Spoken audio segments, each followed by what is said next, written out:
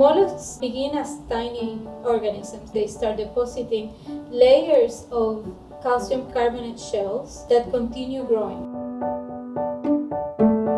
My name is Isabel Rivera-Collazo. I am assistant professor. I'm native to Puerto Rico. I lived hurricanes, changes in precipitation.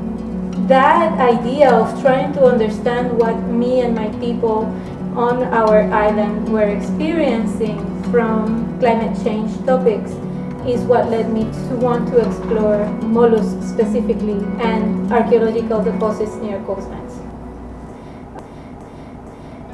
Mollusks live in very specific ecological settings, and those ecological settings are tied to climatic characteristics. The cool thing is that the chemical composition of these shells grabs the composition of the environment surrounding them.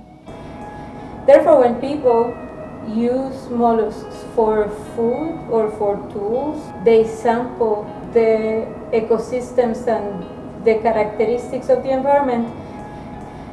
Mollusks codify ancient ecosystems that can change through time. In the present, then I can see those samples that people took from their environment, and I can understand the ancient ecosystems and geomorphology, and I can use the chemical composition of the shell also to look at temperature like salinity. Knowing that you just grabbed an artifact that was important for somebody at some point and has been forgotten for thousands of years, and suddenly you're holding it again. And that is very exciting. It's like archaeology is like a time machine. Climate change doesn't happen gradually. It happens through a series of catastrophic events. So we can look at archaeological sites to understand what do people do when the climate changes rapidly. What happens to the coastlines when sea level rises? What happens to the natural ecosystems when there is a rapid increase in temperature? We have examples of all of those in the past. And we can look at the past to learn from things that people did in the past to better understand what we can expect in the present and the future.